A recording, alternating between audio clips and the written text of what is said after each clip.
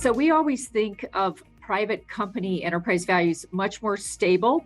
It takes a longer time period for the news that's impacting the public markets to impact private markets, for buyers and sellers to realign their expectations of value. And many times they have to see fundamentals and how fundamentals are holding up in an uncertain environment before multiples change. So, but Lincoln itself, we always think that private company enterprise values should mimic directionally the movement in public company enterprise values. So what we saw in Q2 was enterprise values coming down. And we expect, as we aggregate our data in our proprietary database for Q3, that enterprise values and multiples will come down even more. But that decline in value, I would say overall, still hasn't been substantial. We're talking, half a turn of EBITDA, maybe up to a turn of EBITDA. So in general, private company enterprise values, enterprise value multiples still continue to remain in line with, the high levels that they've been over the last few years.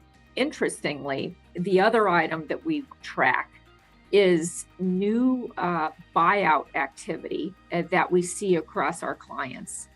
And the amount of new buyout activity, no surprise, peaked for us Q4 of 2021 when we were presented by our clients with well north of 200 new buyouts that occurred in that quarter.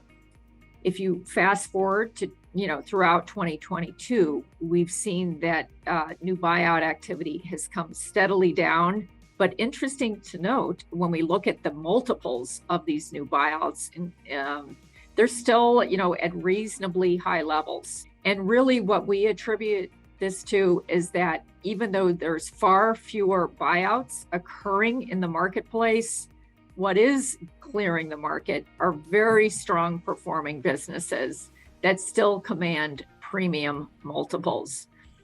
But we know, there's a lot of uncertainty out there, and that fundamental performance is going to be the driver of what ultimately these valuation multiples and buyout levels occur. In the current period, as we've been reviewing most recent management accounts for portfolio companies, we are observing that while revenue growth has remained relatively steady in the year-to-date period, EBITDA growth has begun to slow.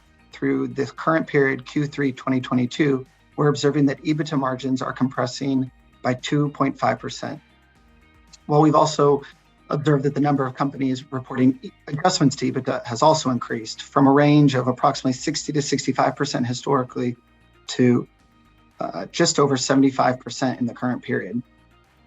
As cost pressures continue to mount for businesses, we're seeing an uptick in covenant breaches and a heightened focus from financial sponsors on portfolio companies' ability to generate enough earnings to cover interest expense as base rates continue to rise.